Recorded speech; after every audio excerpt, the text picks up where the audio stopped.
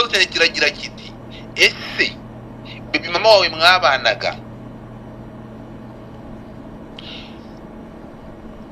yaba yarigeze abonana na Sandrine cyangwa yaba yaraziranye na Sandrine mugikorana?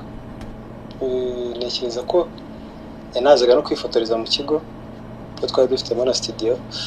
Ntekereza ko byaba Yego. nkoresha ijambo ngo ntekereza ugire ngo ntabwo byabaye already, byarabaye kuko byari ibintu biri very close.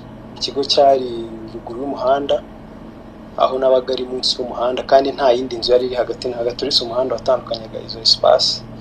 Ndetse na Sandrine nawe atuye hafi aho, nawe hacagamo nk'urugo rumwe cyangwa ebyiri ya. Rero yarabizi cyane cyane pe. Jakson cyangwa CEO Sandrine mu kuvuga kwe avuga ko nta na rimwe nta na hamwe yigeze ahurira n'umudamu wawe, ahubwo yaje kumushaka nyuma yaramaze gutandukana nawe. Hajemo uyu mwana w'umukobwa, ihangane gato ndebe izina rye, aha hantu turongera kusangamo case. Muri iyi case harazamo undi mwana w'umukobwa witwa wait a second sabutibiri mu cyamba ari hedi. Mwihangane gato umukobwa bita Natasha ngo yaje kwisanga muri case ari uko Sandrine amwifashishije kugira ngo amuhuze n'uwahoze ari baby mama wawe, kugira ngo amusabe imbabazi kubera ibyo yamukoreye, kuko yakundanye nawe kandi uriya bana nawe yewe yagiye kumusaba imbabazi. Ariko dutunguwe no gusanga Sandrine yaramuzi, yewe yarazaga no kwifotoreza hariya. Ariko hagati aho ngaho ndahisha sinzi uko nza kubigenza ahanga imbere ya mayobera, kuko amafoto mfite amafoto Sandrine ari kumwe n'abana b'uyu muntu, ari kumwe n'umwana w'uyu muntu bari kugenda muri studio. No kuvuga ngo yarazi umuryango we 100%. Mukundana Sandrine yaba yarahuye cyangwa yaba yaraziranye n'umuryango wawe, yaba yarahuraga n'umwana wawe? Nakubwiye ko urukumva nta nzu yacaga hagati y'ikigo nta abaga icyo gihe muri iyo myaka. Yego. Nta nzu yari irimo, wari umuhanda. Rero umwana ashobora kuza kuhakinira cyane ndetse cyane. Ikintu cya mbere kigaragaza ko ikigo cyizerera cyane mu bari n'abategarugori ni uguhera kuri nyiri kubivuga yakoze mu kigo almost hafi imyaka 2. Ntabwo ikigo cyari kuba kitizerera mu bari n'abategarugori ngo bakorane igihe kingana gutyo, ntabwo bishoboka. Ikindi kintu, hari n'abandi twakoranaga, abari twakoranaga twanakundaga cyane kuko bakoraga neza ibintu byabo bakabishyira ku murongo. Bajyaga no kuri tele gufata amashusho ari bamwe. Hajemo icyo kibazo ngo umuntu yavuga ngo barari n'abandi, oya, ikigo cyamubonagamo ubushobozi kikanamwohereza kuri tele gufata amashusho, akaza akane-editinga. Ntekereza ko mu kigo cyacu twari kimwe mu bigo bike bikoresha n'abategarugori muri video and editing. Kubitireho icyo bita fact bishyiranga RedBlue JD cyangwa Jakson. Tugarutse ku kintu noneho kugeza amasaha kikabije cyangwa kiri buze kuba ikibazo uri buze gusubiza witonze. Hari video yangezeho, hari umumama upfukamye imbere yawe, wamufashe ku kuboko, mu kinyarwanda bahita ndekura nguhi. Uramufata, umudamu apfukamye akubwira ati ndeka, nawe uvuga ati oya, vuga kuri imbwa inshuro 3. Iriya video urayivugaho iki? Umukobwa waje gusabirwa akazi yarakoze, akazaranyurwa, arakora, murakorana. Igihe kiza kugera umukoresha abengukwa umukozi, cyangwa umukozi abengukwa sebuja, bakora ibidari bikwi cyangwa ibyo tizina bikwiye mu kazi. Muraza kutubwira abantu baranga sizina bihari, ariko byarangiye mugiye mu rukundo cyangwa mukundanye. Amakuru mfite ngo nibyo byaje kuvamo n'intandaro yuko akazi kahagaze n'imikoranire igahagarara. Ibyo bintu byaba ari ukuri? Ntekereza ko ari ukuri cyane kuko yanabimentioninze. RedBlue JD cyangwa ndakoresha amazina aranga RedBlue JD naguzo. yego nanjye nabasuye. Amakuru yanyu ni mabi kubera ko ari mabi kandi twumva umurimo w'abazima. ni ibimaze iminsi bivuga bica ku mbuga n'ibyo ngibyo. Yewe reka abe mabi kuko agomba kuba mabi n'ubundi si meza kuko anga kuva kuri giye kugera ku bandi bose turakurakariye bitewe n'ibyo twumvishe ibyo wakoreye abakozi iyicari wozo kugera naho bakorera sexual harassment. Ibi bintu kubigira gutya ntabwo ndi kubigushinja ariko turakubwira ibivugwa kandi nawe wabyumvishe.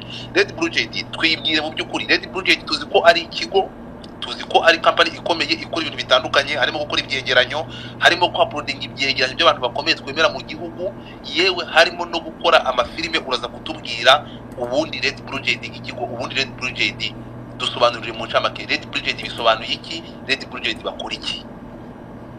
Ego murakoze.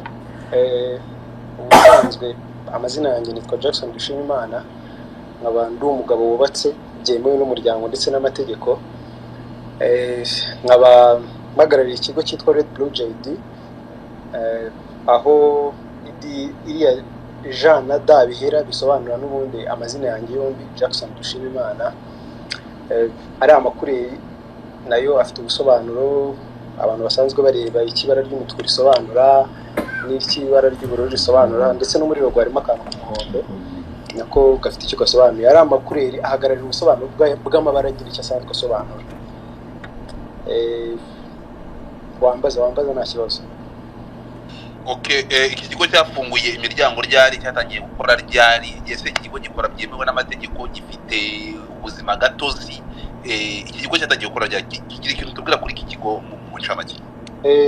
Cyatangiye gukora kera 2012 kuzamura, noneho kiba registered muri RDB 2018. Okay. Aha. Nyuma yaho ngaho rero turagenda tubangura twirukanka. Ni wowe co-founder cyangwa ni wowe CEO wa RedBlue JD? Yego. Urakoze cyane. Hagati aho ngaho rero ikigo cyawe gikoresha abakozi bangana gute cyangwa cyakoreshaga abakozi bangana gute? Siba kigikora cyangwa niba cyarafunze? Cyakoreshaga abakozi benshi cyane. Kuko harimo department nyinshi zijyanye n'abanyamakuru bakora documentaire, zijyanye n'abanyamakuru bakora inkuru zo kuri tele, amakuru nyine yabaye, harimo abakina comedy, harimo abakina filime zisanzwe, ndumva ari ibyo ngibyo. Cyakoraga ibintu byinshi mbese muri make ya. Ndetse harimo n'uko ushobora gushaka kudizayiningirwa inzu twabigukorera, imbata z'amazu, kuko kumva I did architecture nyine muri college, ndetse n'abenshi twakoranaga bakuru basa nkaho bayoboraga ikigo nabo n'aba architect, urukumva nabwo ntibyaburaga gukorwa y'ibyo byabonekaga. Okay, turakubita tubangura turihuta ntabwo azuranga bumvishe ikigo igihe cyatangiriye gukora, ababwiye cyatangiriye gukorera. Tugiye kujya ku kibazo ntabwo tuza gutinda, tugiye kujya kuri history the point. Uje utubwira ko amakuru atari meza kubera ibiri kuvugwa hanze. Umukozi wawe cyangwa umwe mu bakozi bawe bita, hano mfite ibintu byinshi hano muri case mfite, harimo haraza kuzamo umuntu bita Abayo Sandrine Ivete, wigeze kugira mu bakozi bigeze gukoresha? Yego naramugize, kuko itegeko rivuga ko umuntu mukoranye maybe iminsi 15 yamuraba ari umukozi wawe mu buryo bwemewe, yaba ari muri right and contract cyangwa se verbal contract. Uyu mukozi watangiye gukorana nawe kuva ryari kugeza ryari? Twakoranye kuva 2019 tugeza 2021. Ya 2021. Bivuze ngo mwakoranye igihe kingana n'imyaka 2? Ituzuye ariko ntabwo yuzuye. So ngiye kuguhereza umwanya rero, mbere yuko mugeraho, umukozi cyangwa umukobwa bita Benita yabarabaye mu bakozi bawe? Yabaye mu bakozi, ariko buri itandukaniro rigiye rihari. Sinzi n'abashaka contract ikigo cyazayibaha.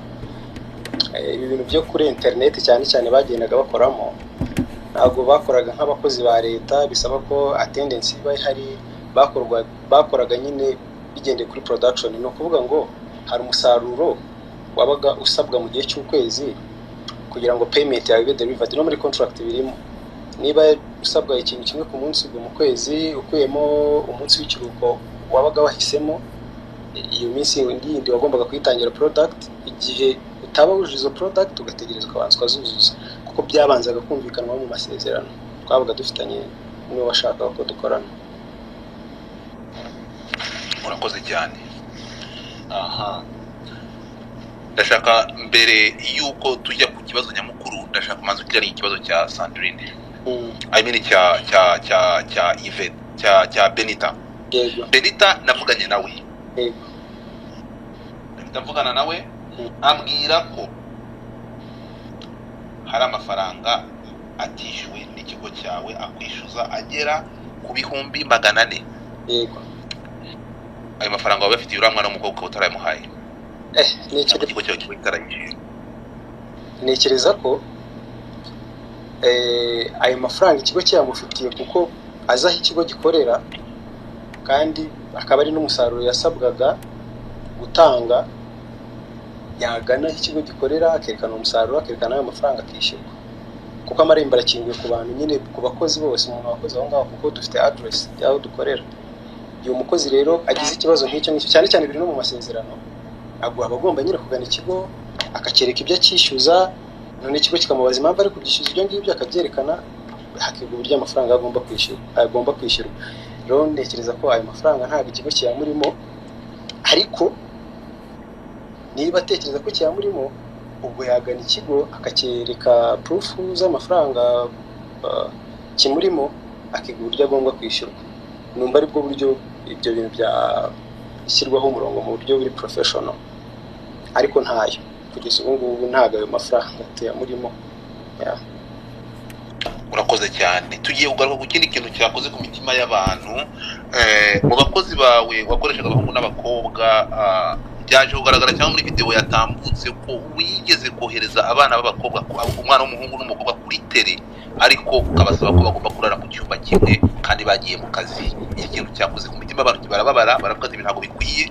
Uwo mwana w'umukobwa wari wagiye gushaka iramugo cyangwa uva ko ari mu kazi, ukagera aho uriza umwana w'umukobwa n'umuhungu mu cyumba bagiye ahantu bita ubwo si ku Kibuyera, ubu witwa gute haje yani ku Kibuye niba ntibeshye. Iki kintu urakivuga ko byagenze gute kugira ngo ibintu bigende gutya, mbere ko tuza ku kibazo nyamukuru? Igira ikintu uvuga kuri iki kintu? Ntekereza ko abantu bari hano bajijutse, cyane cyane n'abantu bari kuri internet, ariko ari ikintu nshaka ko bajya babanza bagatekerezaho, cyane cyane igihe hanze hari inkuru nk'izi ngizi. Inkuru nk'izi ziba ziri kuvugwa ku muntu, ku kigo n'ikindi kintu, iyo zivugwa abenshi bari kuzihabwa baba batari aho ngaho, izo nkuru zabereye. Niyo mpamvu biba byiza nyiri gutanga inkuru iyo yerekanye proof, niyo yaba ari no yereka ikabihara, akakwereka dore umuntu ijwi ari bivuga, dore inyandiko bivuga, nyine bikaba uburyo bworoshye, kuko abantu baba bari kusangiza izo nkuru ntabwo mwarimu hari, mukeneye proof. That's why niyo bigiye mu mategeko hakenerwa nyine ibimenyetso amategeko ashingira, kuko ntabwo baba bari bahari ibyo bintu bibi. Ariko ngarutse kuri icyo kintu, nk'uko nakubwiye twagiragamo departement nyinshi, na departement y'abantu bajyaga kuri tele gushaka amakuru. Abantu bajyaga kuri tele gushaka amakuru bahitagamo aho bajya gushakira amakuru, ntabwo ari twe twabahitiragamo. Amara guhitamo aho bagiye gushakira amakuru, bakabaza ibyaho ukuntu bimeze, bagakora budget, proposal budget, bakayisubmitinga ku kigo kugira ngo kibahe amafaranga bagiye gukora.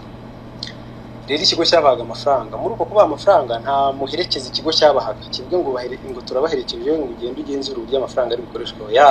Bahabwaga amafaranga, ba requestinze, bakagenda kuzana inkuru, kuko ikigo cyasabaga inkuru nta kindi. Mwatubwiye ko muri bijye Karongi, kandi budget ya Karongi ntabwo imeze kimwe n'iya Musanze, ntabwo imeze kimwe n'iya Muhanga, ntabwo imeze kimwe n'iya Kamonyi. Rero ntabwo nibaza uburyo umuntu yavuga ko umuyobozi yavuze ngo abantu bajye kurarana, already yabahaye amafaranga bo bagomba gukoresha icyo bashaka, kandi ari nako bisanzwe bakoresha icyo bashaka, ahubwo icyo basabwaga ni ukuzana inkuru. Muri uko guhabwa amafaranga bagenda ntibarare mu nzu, bagenda bakarakora n'inkuru za nijoro, cyane cyane n'unacunga kuri shene zacu basanga n'inkuru za nijoro barazikoraga bitewe n'inkuru bagombaga kuzana bitewe n'iyo batekereje.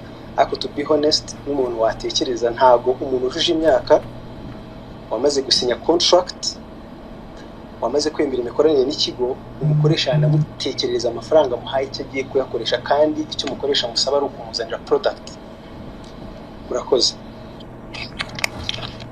cyane. Ntekereza ko nyuma yo kumva icyo abivuzeho nka audience, ntekereza ko it's up to you, muraza kujaginga. Ntekereza ko turenze kumubaza kuri ibi ngibi twaba tugiye kwigira abanyamategeko tutaribo. Ubwo ngubwo ntekereza ko muri abantu namwe murumva arabisobanuye kandi nta kintu arenzaho.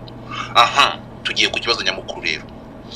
Ndabizi biraza kugora cyangwa urashaka ko nkubaza, ariko ndashaka kugira ngo nguhe umwanya urambuye tujye ku kibazo nyamukuru. Tugiye ku mukobwa bita Sandrine Izabayo.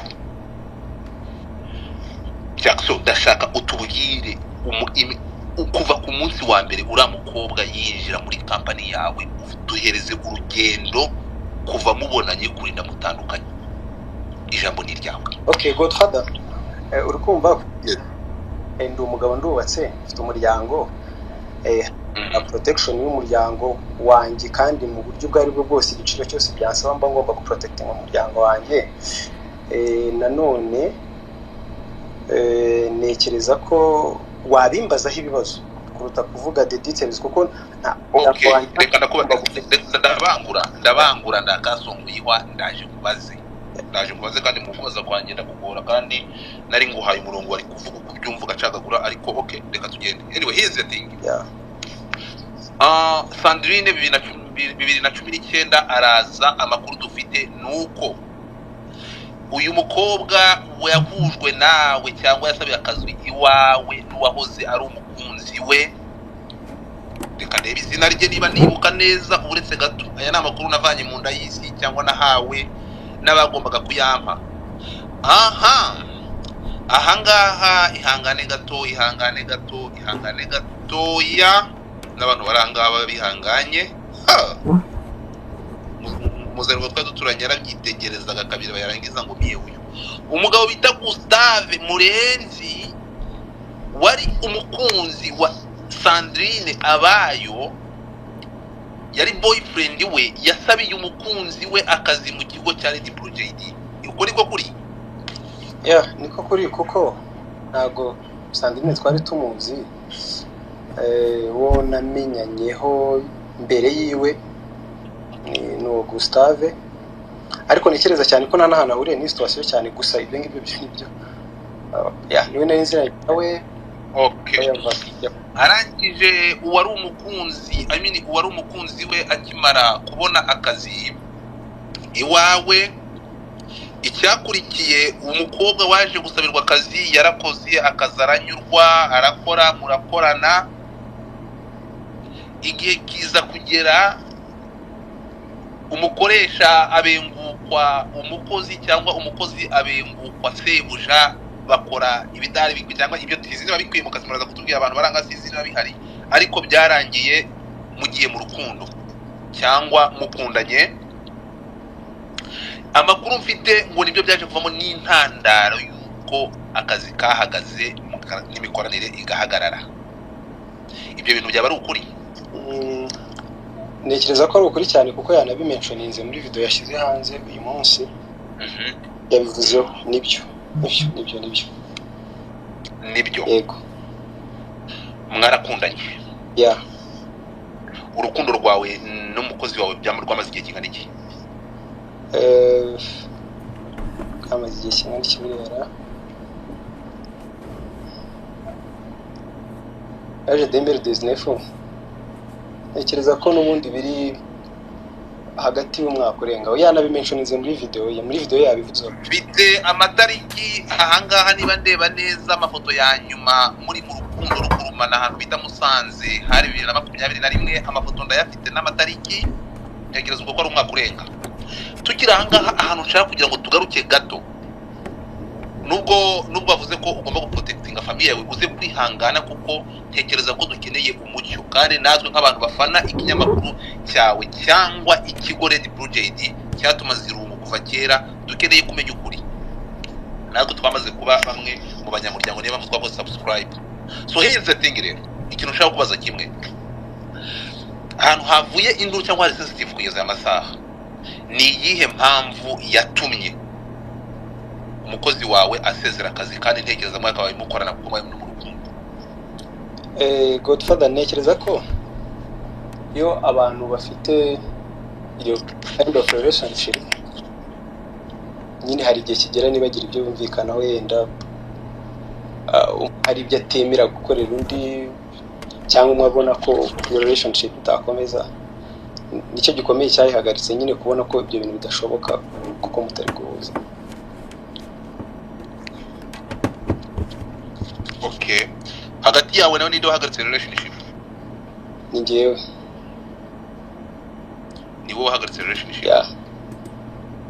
Aya masaha nkuko nabikubwiye ugerageze, ntabwo turi kwinjira mu buzima ariko turashaka kugira ngo tugire ishusho nkuko n'umugenzi wawe yabaye open, ariko mu kuba open tukumva uruhande rwe turajya ngo tube nawe ugerageze kuba mo open. Yego hari ntabwo nubona ngiye kure ungarure cyangwa ureke kujyayo, ntabwo umwana urukundo. Yes, ntugiye kure cyane. turashaka kugira ngo tuvanga tubaye clear. Ni wowe wahagaritse relationship, niba atari ibanga ni intego zari gukoreye ku mwana watumye relationship yahagaze. Godfather, nakubwiraga ngo ntabwo wavuga ngo yirekuye kuko ntekereza ko we adafite umuryango umushingiyeho ndetse n'umuryango wundi ufite ibyumubaza uri aside. Niyo mpamvu nyine kuko mfite umuryango mba guprotectinga, ntabwo najya kure nkuko yajya kure kuko ntekereza ko okay ngiye kumeshoninga ibibazo rero urasubiza ibibazo kumeshoninga byavuye muri mu magambo yego. Ati Sandrine ati njyewe nkimara kumenya ko uwo nkundana nawe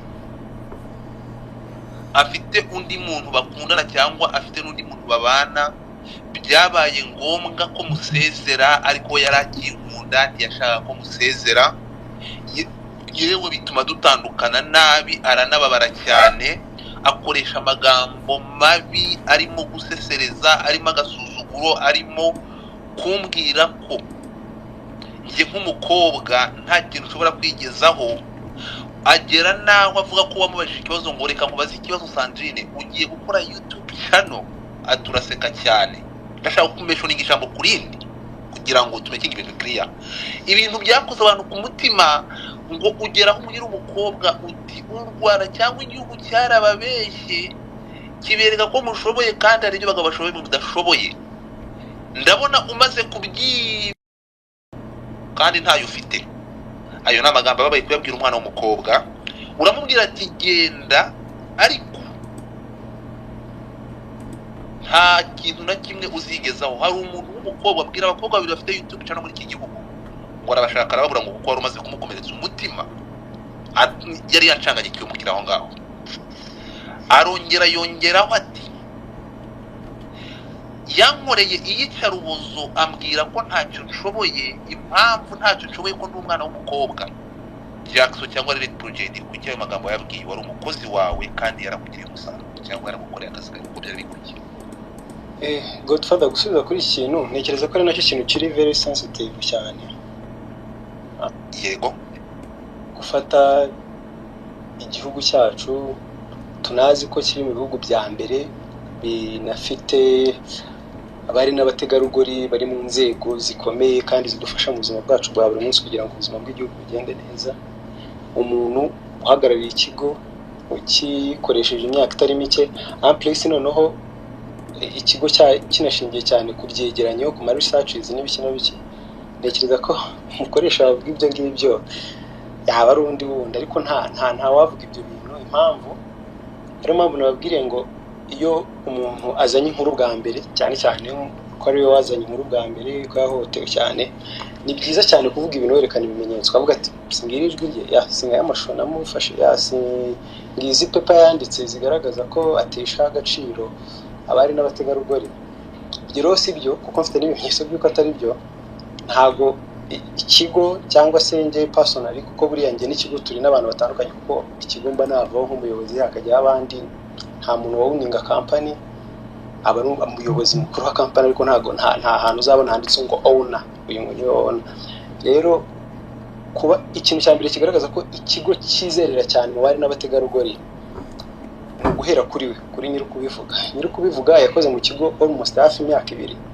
Ntabwo ikigo cyari kuba kitizerera mu bari n'abategarugori ngo bakorane igihe kingana gutyo, ntabwo bishoboka. Ikindi kintu, hari n'abandi twakoranaga, abari twakoranaga twanakundaga cyane kuko bakoraga neza ibintu byabo bakabishyira ku murongo, bajyaga no kuri tele gufata amashusho. Ari bamwe hajemo icyo kibazo ngo umuntu yavuga ngo barari n'abandi, ikigo cyamubonagamo ubushobozi kikanamwohereza kuri tele gufata amashusho, akaza akane-editinga. Ntekereza ko mu kigo cyacu twari kimwe mu bigo bike bikoresha n'abategarugori muri video and editing. Bego n'ibindi byari bihari ariko turi muri bike, ntago ari byose, ntago wavuga ngo ibigo byinshi birafite, ariko twari tubafite bafotora bakane-editinga kandi ibintu bikagenda neza cyane. Amashusho menshi mwabonaga ababaga bayari inyuma habaga harimo n'abari pe. Yego rero ntago wakoresha iryo jambo mu kigo cyakoreshaga abo bantu, ni ibintu bigaragaza nko kwigiza nkana unirengagije nawe igihe wakoze.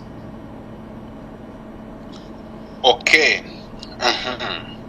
Ubwo ibirenze kubisobanura atanze abafite abatanyuzwe uko factory ndahangaha turi kumva verisiyo yo ku rundi ruhande. Tugiye kujya ku kintu cyose nyamukuru noneho. Icyo cyari sensitive uragisubije. Ubwo abandi bashaka kure ibirenze ibyo ngibyo barashaka ubwo baragira ukuntu bakubaza kuko urahanga kugira ngo ushyireho ukuri ku ruhande rwawe. Noneho tuze kubaransinga cyangwa nk'abantu dukwiye gukora comment. Ahangaha turabantu benshi. So Jakson cyangwa umuyobozi CEO wa RedBlue JD, Sandrine, mu gihe wakoranye nawe wabanaga na baby mama wawe, ntabwo ari igitangaza nibisanzwe. By the way, thank you ko kuba niba aya masaha awita kuri famille yawe, abana bawe. Amakuru navanya handi hantu nuko umwana wiga mu ishuri ryiza kandi nyina w'abana bawe mubanye amahoro nta kibazo. So ikibazo mfite n'iki ngiki, mu gihe wamaranye na Sandrine mukorana, amakuru mfite nuko ahantu mwakoreraga wari utuye munsi y'umuhanda ukorera hejuru y'umuhanda. Uko niko kuri? Yego niko byari bimeze. Ikibazo cyane kiragira kiti, ese baby mama wawe mwabanaga yaba yarigeze abonana na Sandrine cyangwa yaba yaraziranye na Sandrine mugikorana? Ntekereza ko yanazaga no kwifotoreza mu kigo ko twari dufitemo na studio. Ntekereza ko byaba yego nkoresha ijambo ngo ntekereza mugire ngo ntabwo byabaye already, byarabaye kuko byari ibintu biri very close. Ikigo cyari ruguru y'umuhanda aho nabaga ari munsi y'umuhanda kandi nta yindi nzu yari iri hagati na hagati, uretse umuhanda watandukanyaga izo espace. Ndetse na Sandrine nawe atuye hafi aho, nawe hacagamo nk'urugo rumwe cyangwa ebyiri. Rero yarabizi cyane pe, kuko hari n'umwana wajya guza mu kigo gukina, abakozi bamukunda, abandi bakifotoza. Ariko no mu kiganiro, by the way, abantu muri burebe icyo kiganiro kiwe murabirebamo, sibyo ko nyine uburyo avuga doubtinga, bwa mbere arabyemera ubundi akabihakana. Muze kureba ikiganiro, ariko niko kuri kwa mateka kwa past. Waba ufite uretse gatoya, wari second ntabwo ndi buvuge nimero y'uwaho ya baby mama wawe cyangwa ya mama w'abana bawe, nimero iherwa na 172 byasaba checking iyo nimero. Checking urebe nimero ya baby mama wijya kure kugira ngo zinyura kure. Reba nimero ya baby mama wawe niba ariyo iyi ngiyi mfite bampaye iherwa na ntabwo mvuga imibare ya nimero, ndavuga imibare yanyu mihera kuko ntabwo mfite uburenganzira bwo gutanga nimero y'umuntu. Ndebera niba ifite 172. Let me check out. Checking.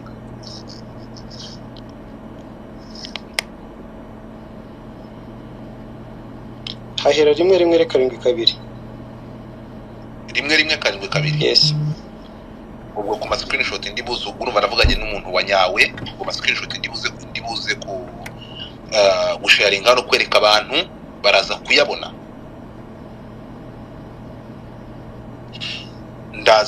ndaza kubishyira hano ibyo nabajije uriya baby mama wawe waje kwisanga muri iyi case, ndaza kubishyira hano abantu baraza kubireba. Jakson cyangwa CEO Sandrine mu kuvuga kwe avuga ko nta na rimwe nta na hamwe yigeze ahurira n'umudamu wawe, ahubwo yaje kumushaka nyuma yaramaze gutandukana nawe. Hajemo uri mwana w'umukobwa, ihangane gato ndebe izina rye. Ahantu turongera gusangamo case, muri case harazamo undi mwana w'umukobwa witwa wait a second something mashyamba ari hedi. Mwihangane gato, umukobwa bita Natasha ngo yaje kwisanga muri case ari uko Sandrine amwifashishije kugira ngo amuhuze n'uwahoze ari baby mama wawe, kugira ngo amusabe imbabazi kubera ibyo yamukoreye, kuko yakundanye nawe kandi buriya ubana nawe, yewe yagiye kumusaba imbabazi. Ariko dutunguwe no gusanga Sandrine yaramuzi, yewe yarazaga no kwifotoreza hariya. Ariko hagati aho ngaho ndahisha sinzi uko nza kubigenza ahanga bimbere y'amayobera, kuko amafoto mfite amafoto Sandrine ari kumwe n'abana b'uyu muntu, ari kumwe n'umwana w'uyu muntu bari gukina muri studio. No kuvuga ngo yarazi umuryango we 100%. Mukundana Sandrine yaba yarahuye cyangwa yaba yarazanye n'umuryango wawe, yaba yarahuraga n'umwana wawe. Nakubwiye ko urukumva nta nzu yacaga hagati y'ikigo abaga icyo gihe muri iyo myaka. Yego. Nta nzu yari irimo, wari umuhanda. Rero umwana ashobora kuza kwakinira cyane ndetse cyane ko yarahuye nawe, rero nta gitangaza kirimo, kuko n'abandi bakozi bahuraga nawe rero nekereza ko ari muri urwo rwego bahuye, ko yakiniraga buri gihe kenshi gashoboka. Okay. Tugera no kuri sensitive question kugira ngo ntabwo ntekereza ko aya masaha ndibuze gushyiraho amafoto, sindi bufata amafoto y'abana kuzishyire on public, ntabwo byemewe, ntabwo bikunda, byaba ari amakosa, ntabwo ndibuze gukora ikosa. Ariko nibiba ngombwa nahisha ishusho y'isura y'umwana ngashyiraho ifoto mukanya. Ariko ndaje mukanya nindagiza nimara kubaha ijambo, ndaje mukanya bakubitireho icyo bita fact bishyiranga RedBlue JD cyangwa Jakson. Tugarutse ku kintu noneho kugeza aya masaha kikabije cyangwa kiri buze kuba ikibazo uri buze gusubiza witonze. Hari video yangezeho, hari umumama upfukamye imbere yawe, wamufashe ku kuboko, mu kinyarwanda bahita ndekura nguhi. Uramufata, umudamu apfukamye akubwira ati ndeka, nawe uvuga ati oya, vuga kuri imbwa inshuro 3. Iriya video urayivugaho iki? Ko wabibonye niko nanjye nsa nkaho nabibonye cyane, ndanatungurwa kuko abayifashishije mu kiganiro bakoze bayifashishije nk'amajwi, n'abagikurikirana kigitangira harimo kwihutisha, harimo kudatanga nyine amakuru nyaya ari muri icyo kintu. Mwumva icyo kiganiro bakoze, ndayifite video, wabanza ugakina, byaba byiza ubanje ukanakina n'ijwi ry'icyo kiganiro kugira wumve nyine, byaba byiza niba bigushobokera, cyangwa ngiye nkabikina ibyaborohera nyine. wabikina ndebe mbikine mbere yuko nyereka abantu. Nekereza ko atari igitekerezo cyiza cyane abantu badafite ibi bintu.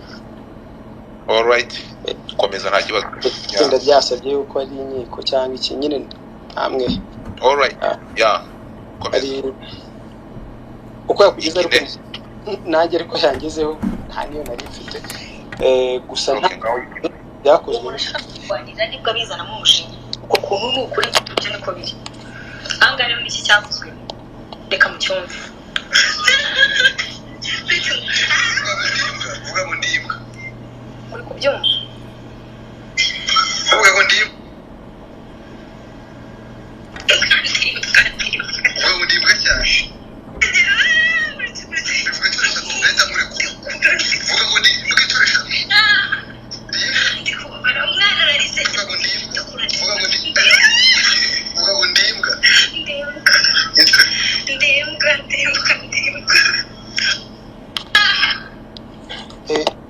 abantu bayumvise nyine ni nacyo kintu kinateye ubwoba muri situation ku bantu nyine batazi the reality ushaka kumva nyine ari ibintu bikomeye cyane but ni video hakoresheje ijwi ntekereza ko n'impamvu ijwi ryakoreshejwe nayo ari indi mpamvu hari na logic behind yo kuba ari cyo kintu babanje kuko uwakremingaga ariwe Sandrine yakremingaga right kubanza iriya video hari indi message yashaka gutanga nka message yari yatanze bwa mbere ntigire ikigeraho cyane cyane iriya message yo kuvuga ngo ikigo kirwanya abagore kirwanya abakobwa kandi kibakoresha kinabakoresha n'igihe kinini n'imirimo idakunze kugaragaramo abari n'abategarugori ugasanga ikigo kirayibakoresha kandi bakabikora neza nyuma yo kubona ko ibyo bintu bidasucceedinze cyangwa se bitabyaye impamvu ifatika yo gusebya ikigo gusebya abahoze ari umuyobozi we mu kigo yashyize ko yashatse iriya video n'amajwi asa nkaho yihutishwamo kugira ngo hatagira leta atanga ariko uwasobanura n'iby'iyi video cyane kundusha nekereza ko ari undi wumvikanamo gusa kuri side yanjye umuntu uyifite cyangwa umuntu uri wirebe ari mu maso y'abo bantu ari uwavugaga yari ari guseka ari uwo bantu bavuga ataratakaga yari ari guseka kuko iyi video ifite umunota urenga ni video nini abantu batumva aka kantu bakagira ngo ni akantu k'amasegonda 10 cyangwa amasegonda 8 no ni video nini ariko yakoreshejwe mu buryo bwo gukomeza gushyira icyasha ku kigo nyuma y'uko ibya mbere byanze umuntu akabona ko uri kumva gufata ubushobozi bwawe bwose n'imbaraga zawe zose ukabukoresha usebya ikigo wakoreye igihe kijya kungana hafi n'imyaka 2 usebya umukoresha wawe igihe kingana n'imyaka ijya ku 2 nyine ni ikintu nanjye mura nibaza ngo why iki kibiri inyuma kugeza ubwo noneho aho umuntu ageze naho afata amakuru atariyo agashaka kuyahindura kugira ngo abantu babe emotion n'umwe ujya mwitegereza video nyine no gushaka kwereka abantu sympathy nyine abantu bakugirira impuhwe uyu muntu namushinjije ibi mu gitondo niba bidakunze ndibuze n'ikindi kintu nabaye surprised kuko ni ibintu nyine kugeza ubwo umuntu ahindura ikintu kinahari noneho nanatinye ko iki kintu ko gihari ejo bundi abantu ntibamenye ukuri bakanakibonera si byangoraho nyine bikageraho umuntu atagifite n'ubwoba bw'ibyo bintu akumva ko yabikora gusa iyo video abayifite bayirebe aho ubwo uri kuvuga ari guseka n'undi ari guseka ni ibikino yari kubera mu rugo to be honest ku buryo byanabaye posted even on kuri stat ni ibintu byabaye posted kuri stat nekereza ko ari naho byavuye kandi ntago ndinjije ku buryo umuntu ashobora gukora ihohoterwa akanariratira abantu ntabwo bishoboka ku buryo risangiza abantu abari bo bose gusa ikintu nasaba abantu ni ukureba iyo video bakareba body language ziri muri iyo video nizo making sense kuko kumva sound nturebe video umuntu nyine sound arayihindura agakata gahuza hamwe akihutisha nkuko biri kumvikana muri ibi uyu ushobora kunyemerera ngahisha isura y'uriya muntu hanyuma video nkayishyira hano isura y'umuntu ivuyeho nekereza ko waba ari nje wabaza cyane no umva uretse mubwire ikintu kimwe nani RedBlue JD okay ntekereza kugira ngo abantu bamenye ukuri of course video byanga bikundira yaho izajyaho kifite abantu yamaze gusakara ariko ndifuza ko tuvangaha ibintu bigiye iruhande rumwe reka tuva nyemerera vanaho isura inyuma gituyishireho kuko nanone protesting abanye isura ikintu kitangaje cyaba kirimo urareba muri video abantu baba bari guseka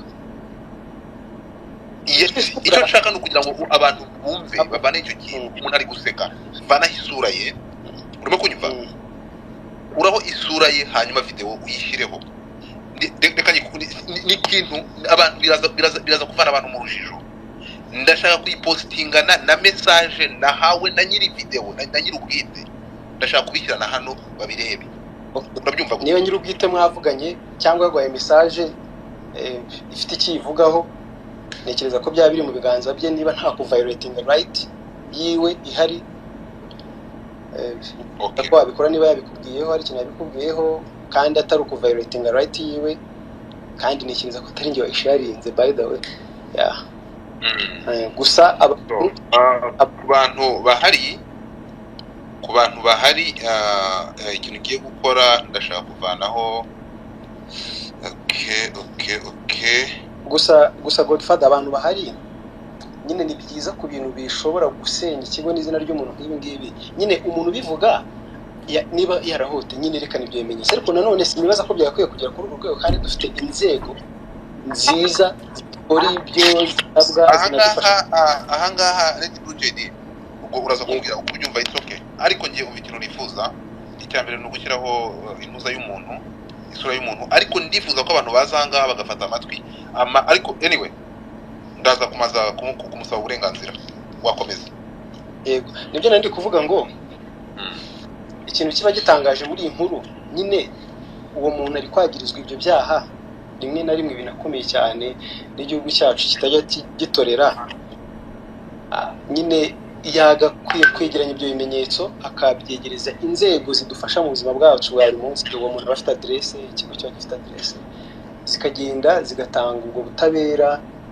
kuri ayo makosa uwo muntu yagirizwa ariko nanone uwo muntu yaba abeshye nawe agakurikiranwa niba bisanze inzego zisanzwe beshyira uwo muntu nawe agakurikiranwa niba uri kuvuga ngo umuntu ni umwanti feminine erekane nyine ikintu gituma ari umwanti feminine kuko abantu uri kubibwira nyine uri kubibabwira batari bahari babereke niyo yaba ari proof yoroheje izo nyandiko mwagiranye cyangwa se ayo majwi ibintu nyine byorohereza abantu reka kugora abantu mu mutwe babwira ibintu utari kubereka babwira ibintu utabegera ibimenyetso ugasanga ukoze video y'isa n'igice nta kimenyetso cy'ibyo bintu uri kwagiriza umuntu uri kwerekana ugasanga ukoze ya kabiri wafasha amajwi urahindundagura ukibaza se kwira ubutabera nyine nicyo gisubizo nese ubundi ni uburyo bihamo ubutabera nese ubutabera butangwa n'imbuga nkoranyambaga tukiri aho ngaho waba warigeze wakira convocation cyangwa uregwa n'aba bantu hari wigeze guhamagazwa gusobanura kuri ibintu kuri abantu waba warabangamiye hari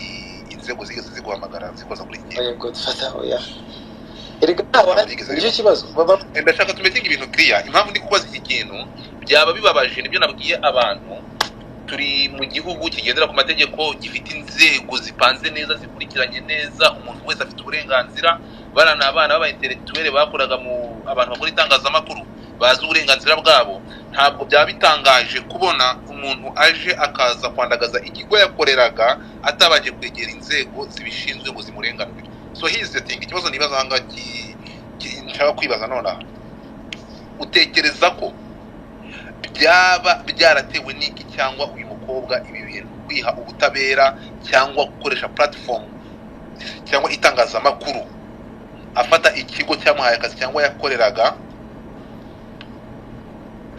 akagishyira hasi cyangwa akagiharabika utekereza ko ibintu uriya mukobwa biterwa n'iki umbajije ikibazo gikomeye cyane binagoranye kukibonera igisubizo nari mu mutima wa nyiri gukora ibyo bintu gusa urumva ndakumva ndakumva icyo kintu kiri mu bibazo nifuza kuba namubaza igihe yazabona umwanya hano yenda nawe ukamumbariza nyine ni gute umuntu agira ubushobozi bwo gukorera ikigo hafi imyaka 2 mu gitondo akabyuka agisebya agira utagira ute kandi ariko cyagiriza ibyaha bikurikirana n'amategeko ntanabijyane ngo reporting umuntu mu mategeko ni ibintu bintungura ariko hari urukumva nk'umuntu wicaye hari amajwi yangezeho byiwe anaherekezwa n'andi aho mu majwi yari kuvuga ngo abandi bakozi bamwisunge ari gukora muvoma imeze nka muvoma yakozwe nko muri Amerika sinzi niba bazi umugabo witwa Harvey Weinstein mu myaka yashize ngo bamukoreye muvoma ngo bari n'abategarugori ngo nawe ngo ni byo nzira ari kubikoramo ngo abavuganire urukumva already yatangiye ku attracting abantu gukora campaign yatangiye kubiba abantu mo urwango bakuru kandi buruje imyaka biribaza guhamagara umuntu urengeje imyaka yo kuba umumineri ugakora ibi ukamwereka ugatangira kumwibutsa ibintu iryo jwi naribumvisha nshobora kuryenterpreta mu buryo yenda bundi ariko okay go ahead ariko mbere y'ukurikina ndaje ngo umwanya urikine uduhe n'ibimenyetso ufite hanyuma ndaza kubaza ikibazo ndangiza hari ikibazo ndibuze kukubaza ariko none ndashaka kukubaza muri video ya mbere ayikina yameshoninzemo amazina 4 yego y'abanyamakuru tuzi bakomeye ntekereza harimo nabo mwakoranye yego cyangwa mwakabaye mufitanye umubano yego aba banyamakuru abameshoningamo ko bari mu bantu bagomba kubafasha no gukoresha platform zabo kugira ngo bagaragaze akarengane kabo muri abo banyamakuru twumvishemo Sabe twumvamo Yago twumvamo Chita twumvamo Gentil Deo turamufite hano hasi ndimo kumubona kandi noneho akavuga ko abantu bari tari gutanga platform kugira ngo bagaragaze akarengane kabo aba banyamakuru ko mwakoranye nyuma yaho ngaho mu by'ukuri abanyamakuru nka mugenzi wabo nk'abantu mwakoranye iki kibazo baje kugikubazo cyangwa hari ikintu bagikubajijeho abantu ngewe nizerera muri proof cyane cyangwa se ibimenyetso cyane mu nkuru ndi kubarirwa y'ahantu ibyo bintu byabereye ntahari uvuga ati ngewe nabibonye n'amaso yanjye kuba rero yarabivuze nge sinabyemera nk'ukuri kuko nta kimenyetso yerekanye cya message bandikiranye nta voice nta kandi ikindi kintu nzi kuri bari abantu aziho nk'abantu b'inyangamugayo no mu gihe twakoranye inyangamugayo ntago wabwira ntago Sabe umuntu uri professional kuri level ngo aterura abantu baze ngo aje kuba platform yo kujya gusebya umuntu cyangwa ikindi kigo nekereza ko tabikora nekereza ko na byabwo tabikora cyane we yagutwara namubajije ese bimeze gute ko abantu bari gupostinga cyane icyo kintu hari amakuru gifiteho baratubwira ati ibyo bintu si ibyo yuko nari nto mu gihugu ndi mu uburyo bw'imiziki n'ibiki no gukora nta hantu muri n'ibyo bintu rwose Sabe nawe ntabwo ari njye wamubajije ni umuntu wanjye yaramubajije ariko ntaramubwira ko ibyo bintu bidashoboka kandi bitewe n'uburyo tunamuzi ntabwo yafata decision bari professional abantu yamentioninzemo ntabwo bajya muri ibyo bintu bidafite ibimenyetso kandi ntekereza ko banatanihuza no muri muvomo yo gusenya umuntu n'ikigo cyane ko yanamentioninze harimo abo twakoranye kandi mu mahoro nta kibazo ikintu kidafite ibimenyetso sinyizera Godfather. Alright, wadukinira ayo majwi tukayumva? Nuvuga ngo na majwi y'ubwoko bubiri. Okay. Ni ijwi ya nyiri kuvuga avuga yego nyine ari guhamagarira abo bantu kuko nawe yararyohereje. Okay. Bako yararyoherezaga mu ndi buryo baza bakamwegera ngo birarura noneho nundi babibwiye azambwira nyine what's going on ambwira ko ari operation iri gukorwa ni ibintu nyine bitanga abantu bashaka ko babibona nkaho ari ibintu bisanzwe ariko uyu munsi nibwo natangiye kugenda mbona n'andi makuru ntari mfite nabyuriye mbona nyine ari ibintu biraho umuntu yavuze yenda afite cyamurakaje igihe kizagera avuga icyamurakaje ariko biratangaje reka nyine ijwi rye nundi wamusubije nundi wambwiye nyine what's going on n'uburyo bari kwegeranya abantu nkibaza nyine mu Rwanda biremewe ko umuntu akora kampanye yo kwangisha undi abantu koko ni ibintu byemewe mbambwire Austin bimeze bite wowe rero sinzi niba wenda ukiri inaha cyangwa waragiye ariko ikintu cya mbere kiza kurenza ibindi no guspeakinga out hari movement y'umuntu witwa Harvey Weinstein yo muri Amerika yamaze igihe kinini cyane ari umugabo uri powerful ariko nanone ahohotera abakobwa hirya no hino so rero ikintu numva nakugiraho inama niba wumva wabikora nshobora kuguha nimero za Sabe ukareba ukuntu wabigenza ukuntu nyine mwavugana none ukazamuvugisha ariko nanone hari interview yindi yago azakorana n'abantu bakoze hariya bamwe na bamwe sinzi niba nabo nabalinkinga mwese mukazahurirayo kuko ni ibintu birebire cyane kandi humura amani nturi wenyine icy'ingenzi gikomeye kuruta ibindi ni ukudacika intege ukudacika intege ukumva ko ibintu yagukoreye ahubwo bishobora kugushyiramo imbaraga nyinshi ukaba wakomeza ugatera imbere icyo kintu cyonyine nagusaba bose rero ukuntu ibintu bimeze yewe nashatse gukurikirana ibi bintu nkoresheje uruhande rundi, kuko ngewe urumva nge nta kibazo na kimwe n'iki na kimwe na ngewe nawe dufitanye. Iyo ngibyo ugomba kubyizera, kuko muri nge nta kintu na kimwe, kuko ejo saa mbiri za mu gitondo, saa moya gutyo, nandikiye ngewe Sando ku giti cyanjye, ntabwo ntekereza ko atarafite na nuze yanjye, ntabwo twari kwandikirana kera kuri WhatsApp, niba yagize imirage rero simbizi, ariko mwandikira muha iriya link yo kuri YouTube, nyine iriya link yo kuri YouTube, iriya nyine iriya video yiwe mpita nyine shyiraho utu-emojis two guseka. Ngo ikiganiro cyose atangira nyine kujya ambwira ati vuga ati nabizi, atagenda ngo karanyishe, nyine atangira gushaka gusa nk'ukuramo amakuru, ati ngo harya ngo nuze ati ndabizi ngo umunsi ngo nigeze kuguha amafaranga, ari umunsi nigeze kuguha, ambwira atangira kunyibutsa ibintu kugira ngo mbivuge.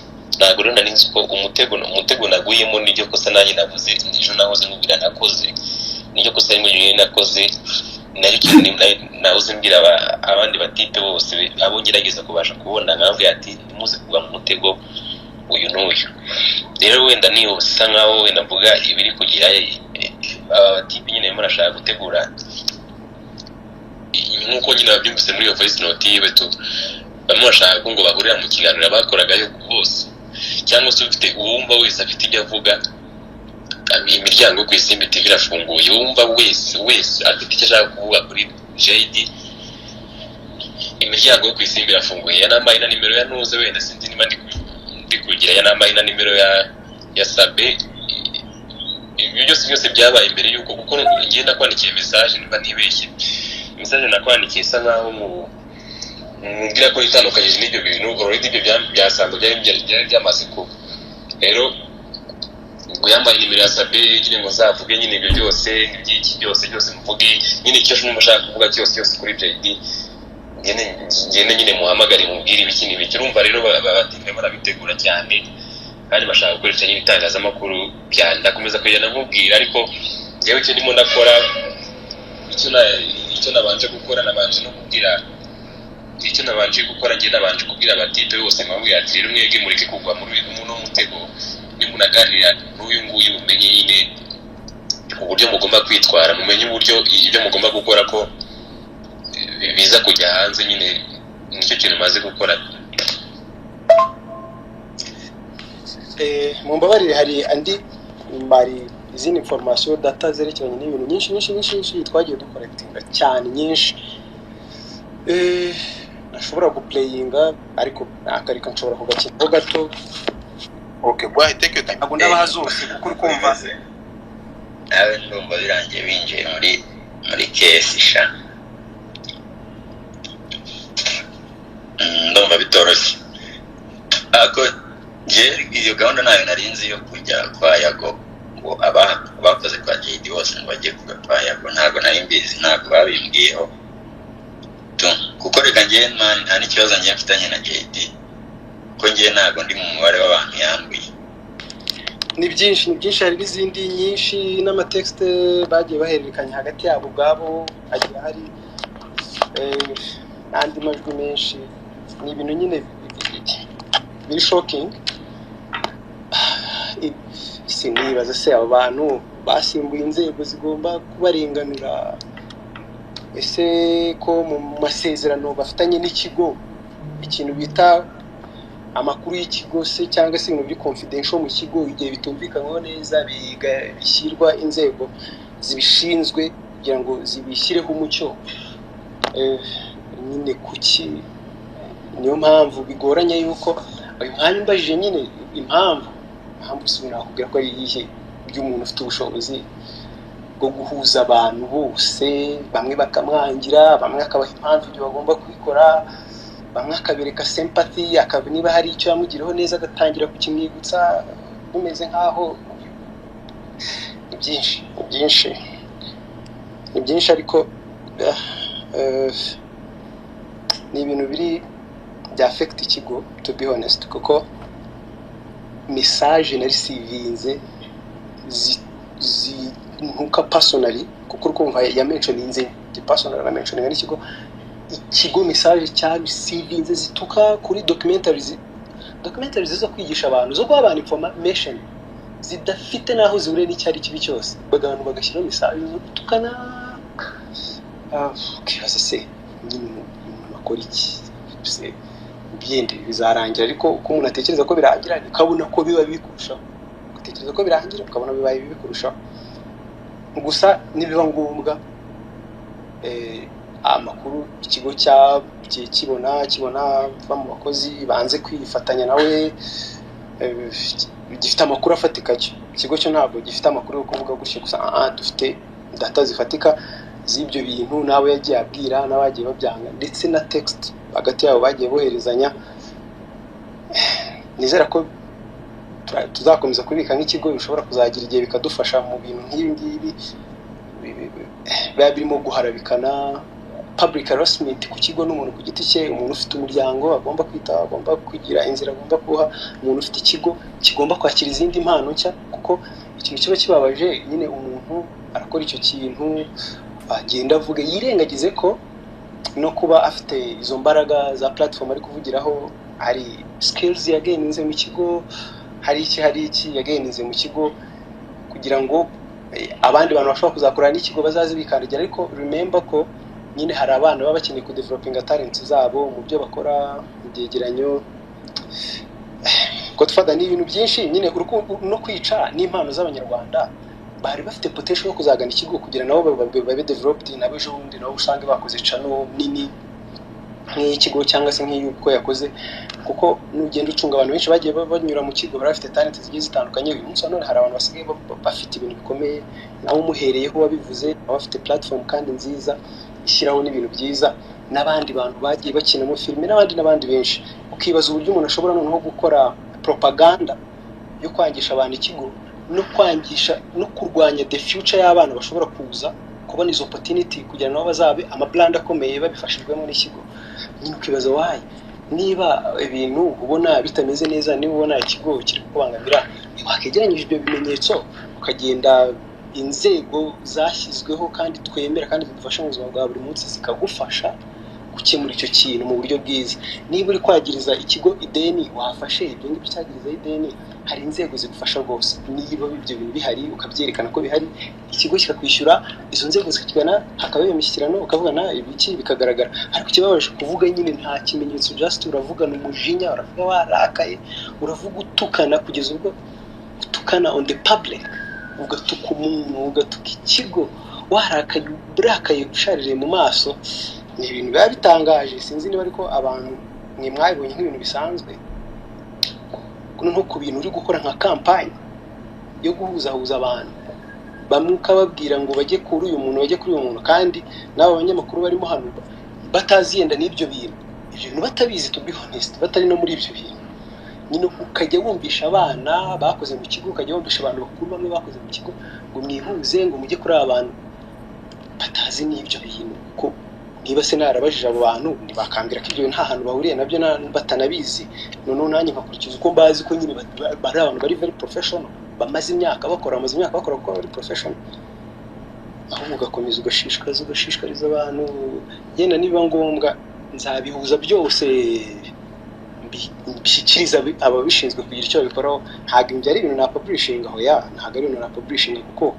ari kumva harimo amajwi y'abantu mu buryo buri very personal ntabwo ari ibintu byagujya gupublishing buri wese asharinga bivuye kuri YouTube cyangwa ahubwo inzego wenda zishobora kuzadufasha mu minsi iri imbere ntabwo mbizi neza ariko biri kugana ndi kubona ariho bishobora kugana isaha n'isaha murakoze rero mbere kugira aho ngaho hari abantu bifuje kugira ikintu bakubaza ni audience yewe ngo dufata sinabaho ntafite audience niryo tandukaniro ry'iyi platform dukoresha na ziriya YouTube channel cyangwa n'iryo tangazamakuru aho abantu bagenda hariya bagakora ibyo bashaka ahangaha uri imbere ya audience baza ahangaha buri wese agakwibariza ikibazo nk'uko abyumva nk'uko abitekereza ukamusubiza so twumvishe version ndashaka kubaza ikibazo cya nyuma ese bikimara kugenda kuriya kuvuga ko haba harimo guharabika ikigo cy'abagize abo bariho ibyo bintu bikimara kuba ukabona ikigo cyawe kishaka kwa guhindurirwa ishusho cyangwa kwangiririzwa ishusho nawe uharabikwa, wakoze iki? Witabaje inzego zibishinzwe? Hari intambwe wateye kugira ngo uharanire guprotectinga ibyo wavunikiye? Byagenze gute bikimara kugenda gutyo? Godfather, hari ubuyobozi baba baritabaye cyangwa ubutabera wasabiye ikigo cyawe? Godfather, kuba ikigo cyarahisemo kugira ibyo cyegeranya, ntekereza ko nayo ari intambwe ya mbere nyine yo kumva ikigo cyawe attacked mu buryo bakoreshejwe internet, hakoreshejwe urubuga rw'umuntu. Ntabwo ikigo cyabyuka mu gitondo gushyirukanga, ni ibintu biganirwaho, mukabanza mukanamenya nyine impamvu ibiri gukorwa, mukamenya impamvu ibiri gukorwa, mugenda mushaka amakuru mwegeranya amakuru ashoboka nyine kugira ngo umenye why ibi biri gukorwa, mukabimenya ko yenda ari muvoma cyangwa se operation uko wabyita, n'ibindi mukagenda mubyegeranya mbere yo kugira intambwe ukora. Gusa umuntu afite abajyanama, umuntu aba afite umuryango, muba mwaraganiriye n'abajyanama ndetse ibindi n'abajyanama mu by'amategeko. Kandi ntekereza ko n'inama bagiye bamana barazikunze kuko ni na nziza cyane. Ntabwo igeze ngira inama cyane yo kwataka cyangwa yo kujya kwita umuntu ajya mu mategeko n'ibiki. Gusa inama bawugezagaho ni ukwitonda, ukabanza ukareba ibyo bintu aho bigana, ni ukwitonda ukabanza nyine isura ikaba isura y'amahoro, nawe ntubehavinge nyine nk'iki cyangwa ikigo kibehavinge nk'uko nyine wacyatatse akoresheje urubuga rwe yabehavinze. Simvuge kwataka abantu babifate mu bundi buryo, niko ikigo cyabibonye cyane cyane ko cyagirizwaho ibintu bibi. Twakuhuje amakuru, tunaganira, abatanga ubufasha mu by'amategeko, imiryango. Biba ngombwa ko twitonda tugategereza kumenya aho ibi bintu bigana, aho biri inyuma, igihe byapangiwe, kuko nta nubwo ari ibintu byapanzwe umunsi umwe, ibintu byapanzwe igihe kitari gito, tukamenya impamvu zose. Ubundi igihe cyazaba ngombwa twebwe twizerera mu bigo byashyizweho na leta, mu nzego zifasha abantu, nibyo twizereramo kurusha kwizerera kuza kuvuga nabi kuri murandasi cyangwa se ku rubuga rwacu. Ibyo twe ntabwo tubyizereramo, twizerera kwifashisha inzego twizera zashyizweho na leta. Okay, kugira aho ngaho ndashaka kubaza ikibazo cya nyuma, hanyuma mpereza abantu basabye ijambo, ariko abantu bazamutse muri iki kiganza. Aha ngaha ntabwo turi mu kabari ko kwa mutwe, nimuta muri iki kiganza mushobore musubire hasi. Muri questing gushyira akaganza mbaho ijambo, ntabwo ndibubaha ijambo mutamanitse ikiganza. Ariko kugira aho ngaho RedBlue JD twihuta tugaruke ko noneho ku bikorwa. Bari abantu mutandukana, hari ibikorwa byabo cyangwa ibiganiro bari baramaze kurikodinga ufite amasezerano. Bya biganiro byari ibikorwa cyangwa byari ibiganiro bya company nka RedBlue JD ikigo, cyangwa bya biganiro byari byabari abantu. Ubundi imikoranire yanyu yari imeze gute? Mvugana amakuru naje gukurura uretse gato, amakuru naje gufata nuko uwo bita Benita amakuru mfite ngo yagomba guhereza ibiganiro 3 ku munsi. Ubwo ni bitatu hafi ibiganiro hafi 90 ku kwezi cyangwa whatever season niba weekend tarabaga mu bura kubitubwira sina ngombwa. Ariko habayeho kwinuba, ari nabyo Sandrine aya masaha avuga no muri video yakoze uyu munsi. Arasaba ati kuki ukoresha ibiganiro byanjye kandi nanjye mfite ikindi kigo nkorera cyangwa nanjye nafunga ikigo cyanjye, kuki ukoresha ibiganiro byanjye ntagikorana nawe? Ibyo biterwa n'iki? Ko nta masezerano dufitanye yuko ugomba gukoresha ibiganiro byanjye, kuki cya uploading ibiganiro byanjye? Kwa uploading byabaye kwa uploading. Ibi bintu nagira ngo biclearing bitubwire, kuki wa uploading ibiganiro by'abantu bagikorana nabo ugakoreshwa amajwi yabo mu nyungu zawe? Ibyo bintu bimeze biti? Hanyuma mpereza abantu ijambo. Mfite umwanya muto nyihanganire. Nekereza ko abantu bahakumbaza cyane ni abantu babaye affected n'ibi bintu, cyane abari n'abategarugori. Nge nicyo natekerezaga, ariko reka mbanze musubize. Okay, nta kibazo. Byaba ari byo byiza kuko nibo bari very touched n'iyi story. Ni naho nekereza ko babazi ibibazo biri touched na story. Sinzi niba yenda uri kunyumva neza. Dusubize ikibazo nakubajije ubu nguko mfite ndazukuru kubigenza. Yagwahe. Buri kigo kigira amasezerano y'akazi n'ibigenga ikigo. Ariyo mpamvu nakubwiye ko nta muntu buriya wakorana n'undi igihe yenda kingana n'umwaka n'iki nta masezerano hari. Ko nekereza yaba ari written yaba ari verbal contract, mu gihe abantu bemeranywaho bikanagaragara ko hari uburyo yagiye yubahirizwa abari contract yemewe. Gusa reka nze kuri written contract cyane nk'uko uvuze ngo bitanga ibiki. Hari ingingo ya ya gatandatu 1.06 ivuga kubika amakuru mu kazi cyangwa se ibintu confidentiality. Ivugamo cyane ko umukozi yemeye ko amakuru yose yo mu kazi n'ayabagana RedBlue JD atazigera na rimwe ajyana hanze n'ayo makuru, ndetse harimo n'iby'ubwenge bw'ikigo, intellectual properties z'ikigo n'ibyo yakoze ko bigomba kuguma biraho ngaho umutungo w'ikigo. Ni birebire wagenda udusoma nazabi urukumva is better ni contract nyine kuyipinga, ni some evidence nakubwiraga nyine tuzifashisha mu gihe umuntu ari kubona ko nyine ibintu gushyemuka mu buryo bw'amahoro n'uburyo budakomeza gushyira icyasha ku izina ry'ikigo, nibwo umuntu azagenda abikoresha. Gusa nanagarutse aho ngaho, buriya YouTube igira icyo bita copyright, ibyo ariyo mpamvu bigoranye ko nyine umuntu wa publishinze icyo kintu mbere nyine waza mu gitondo ukamubwira ngo agikureho. Icyo ni icya mbere. Ariko icya kabiri, abantu bakoreraga ibintu mu kigo, ibintu byose bikenerwa kugira ngo iyo product ibe delivered bitangwa n'ikigo. Ikigo akaba ari cyo gifite iyo product imbere. Kandi mu by'ukuri mu Rwanda hari amategeko avuga ko umutungo w'umuntu igihe ryari cyane mu by'ubwenge intellectual properties wabaye registered, wamaze kwiyandikishaho, ufite ibyangombwa bivuga ko umutungo ari uwawe, nibwo umutungo aba ari uwawe, ni nabwo wajya mu mategeko ukavuga ko bagukoreshereje umutungo nabi. Ari nabyo natangiye mvuga, niba nyine wagiranye ikibazo n'ikigo, ibyo bibaho ko hari igihe umukozi atishimira uko wabanye n'ikigo, hari ibibazo bibaho muri kigo, bibaho, ibyo turabizi benshi bibaho, ntago biba cyane ariko bibaho. Nyine uravuga ati uyu muntu yankoresheje umutungo mu by'ubwenge, registered kuri nge, nagiye muri RDB bararegisteringa, nagiye mu bashinzwe iby'umutungo n'ibiki, inzego zose zishoboka ziregisteringa ibintu, none ari kuncuruza umutungo. Icyo gihe baba bashobora kurengura mu buryo bubiri. Uwo muntu abashobora gucibwa amande yashyizweho n'itegeko ajyanye no gukoresha ibintu mu by'ubwenge inshuro nyinshi mu buryo bitemewe. Gusa Godfather ziriya ikigo kizifata nka property zazo ko byakozwe muri support yose ishoboka kugira ngo icyo kintu gikoreshwe, kibe produced, kijye hanze.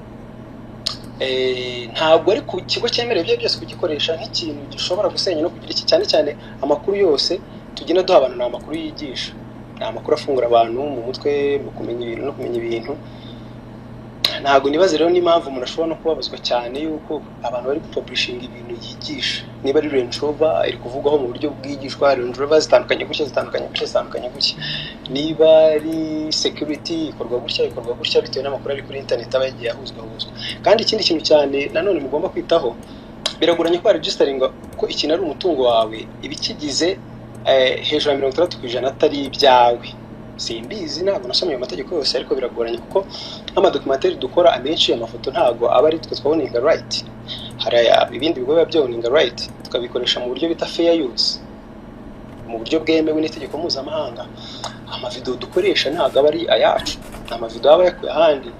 Ama background theme cyangwa se background instrument ntabwo ari ayacu, tuyakura muri YouTube studio. Bivuze ngo bo baba bafite izo right.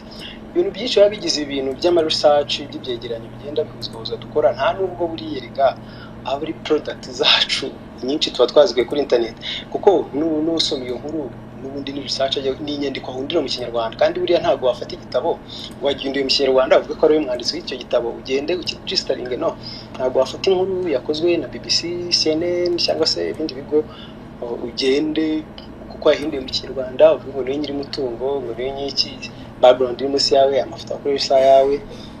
Biragoranye yuko n'umuntu ku giti yajya kubyandikishaho. Cyane ngiye nagerageje kugira ibintu nandikisha ku kigo nk'umuyobozi wari ugihagarariye. Hari process bira nabyo bisaba, igihe habayemo mention umuntu ugomba kumuzana. N'aya mafilime twagiye dukora, twagiye turegisteringayo, akagomba kubazana abo bantu. Igihe ari filime ukazana ama contract y'abantu, ukazana ibiki, nta atagira n'umuntu utekereza ngo wapfa kujya kubyandikisha gutyo. Hari n'ibiganiro twagiye tugerageza kwandikisha, ugasanga nyine ugonzwe nuko nyine above 60% ibintu mutoninga right batari bugusabe signature right yayo mujye kuyizana, ugasanga ni ibintu nanone bishobora kugorana cyane. Rero ntabwo ari iby'agaciro cyane kwiyitirira ibintu ko ari intellectual property zawe. Yego harimo voice yawe, ni n'iby'agaciro, ni nabyiza byakozwe neza, but wabikoze nyine muri conditions z'ikigo zose, internet, everything, studio, byose. Gusa habayeho kuko tugaragarizwa ko ari umutungo wiwe koko nyine ibyo byose ikigo kiba kizirengera ingaruka z'uko cyakoresheje umutungo utari uwacu.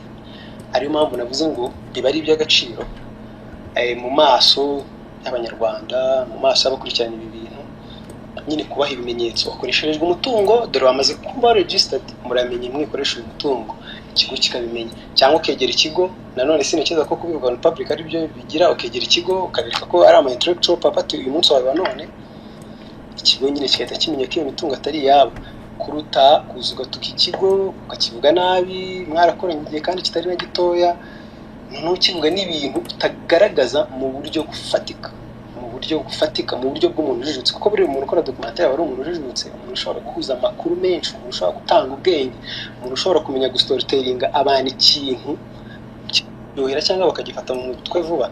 Nekereza ko ari bwo buryo bwiza bwagakwiye gukoreshwa, tugakoresha uburyo bw'intambara gusa nkaho ari uguhangana cyane.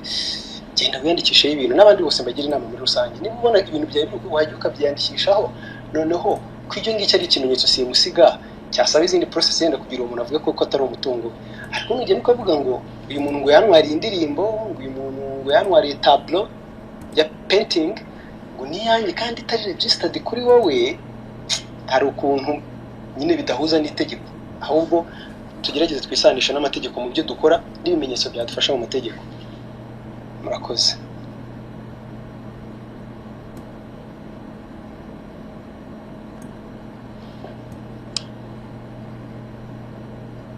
Okay.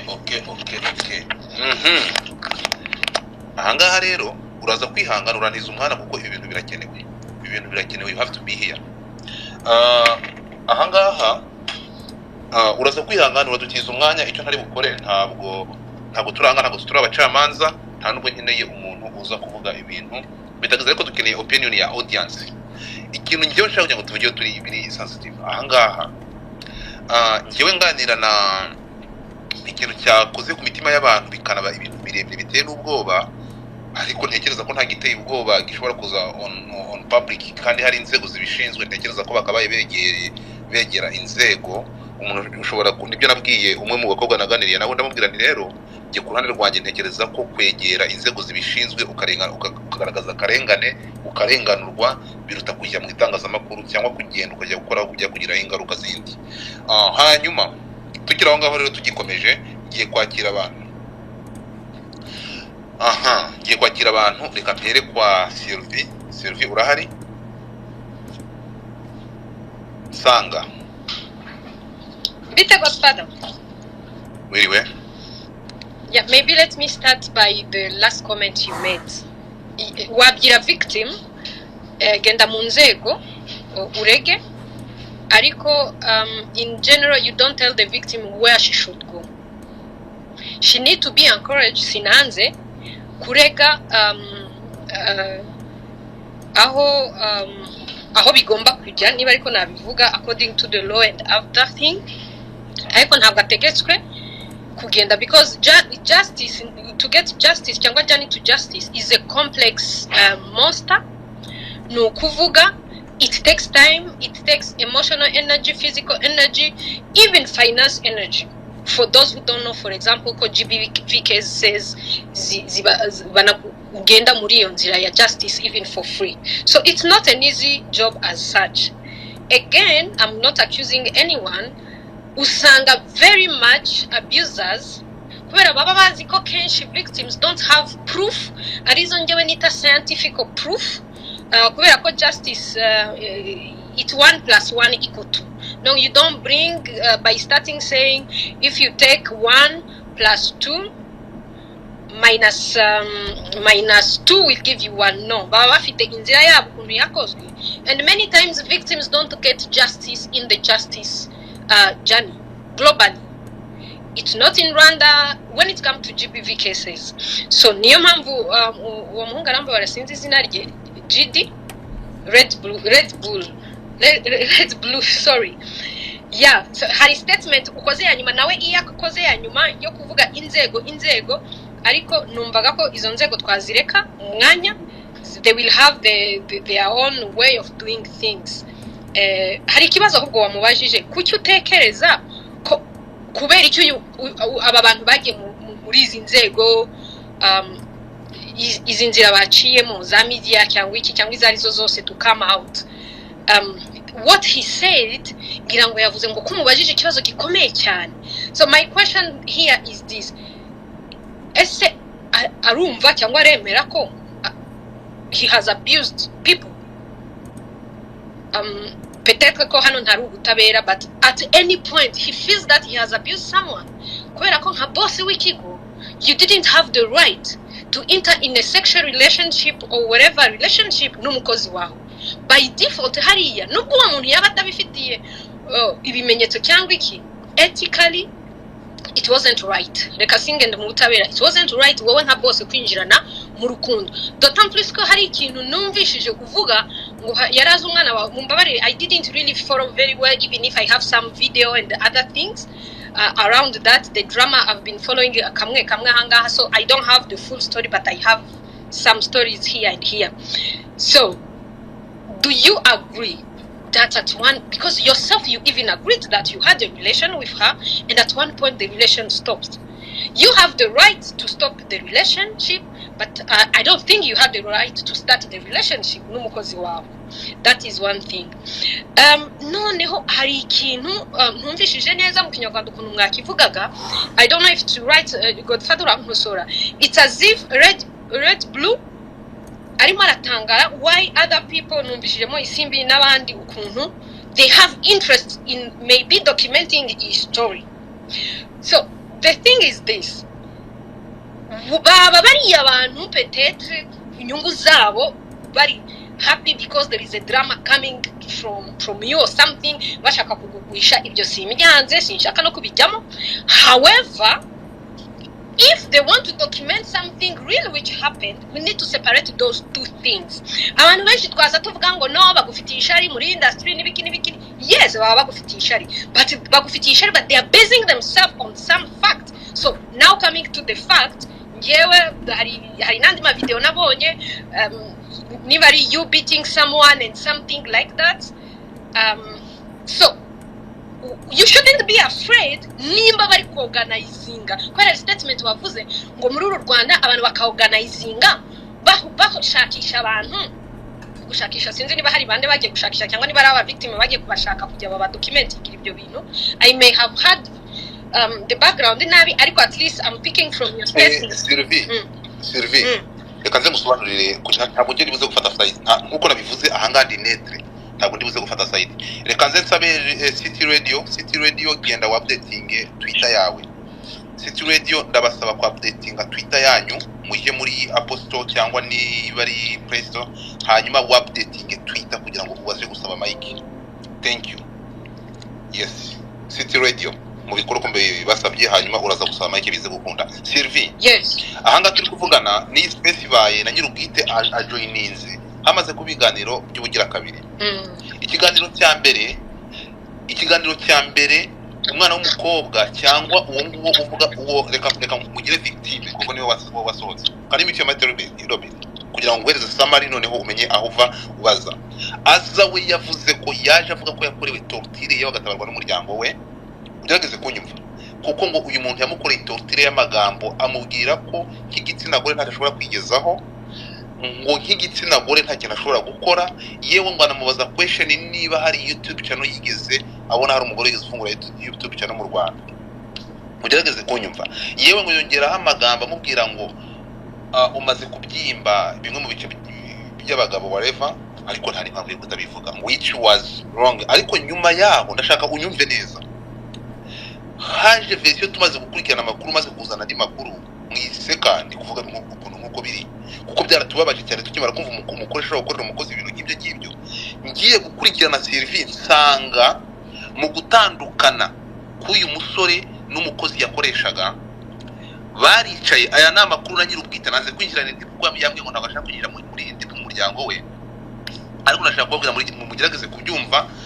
Amakuru nakuruye nuko uyu musore yicaje umukozi we aramubwira ati rero kuko umukozi ngo yaramupropoje ko yamupropoza bakabana nk'umugore n'umugabo. Uyu musore ngo abwira umukozi ngo yarahari na nyine n'umukobwa arahari, aramubwira ati ntabwo iyi relationship yacu izagira aho igera kuko mfite byinshi byo gukora, ntabwo tuzabana. Ariyo ntandaro umukobwa yagiye. Ariko amakuru twaje kubona afite n'ibimenyetso, umukobwa yatubwiye wo muri video uze kuyumva ko yatandukanye n'uyu musore bimeze nabi cyane, amukomerekeje, amubabaje, yewe akajya guhozwa n'umuryango we, mama akamusaba kwihangana kubyara kuriwe n'ibi bintu n'uyu muntu by'umunyamaswa. Baherukana icyo gihe ntabwo bongeye guhura. Ariko nyuma twaje kubona ibimenyetso bifatika ko uyu muntu ari we wicaje umukozi we akamubwira ko atagomba kubana, akanamusezera. Ugerageze kunyumva. Hanyuma itaje gukurikira, nyuma yaho ibimenyetso twabonye n'ibi ngibi, bakimara gutandukana, ugerageze kunyumva, bakimara gutandukana, uriya mukobwa yaragiye atura Kicukiro, yewe aza no kubura amafaranga yo kwishyura inzu, aza kureba ex boyfriend we cyangwa ex boss we. Urimo kumva? Amaze kumureba, icyakurikiyeho uyu musore yamwishyuriye inzu Kacyiru amezi 3 ahwanye n'ibihumbi 360. Ugerageze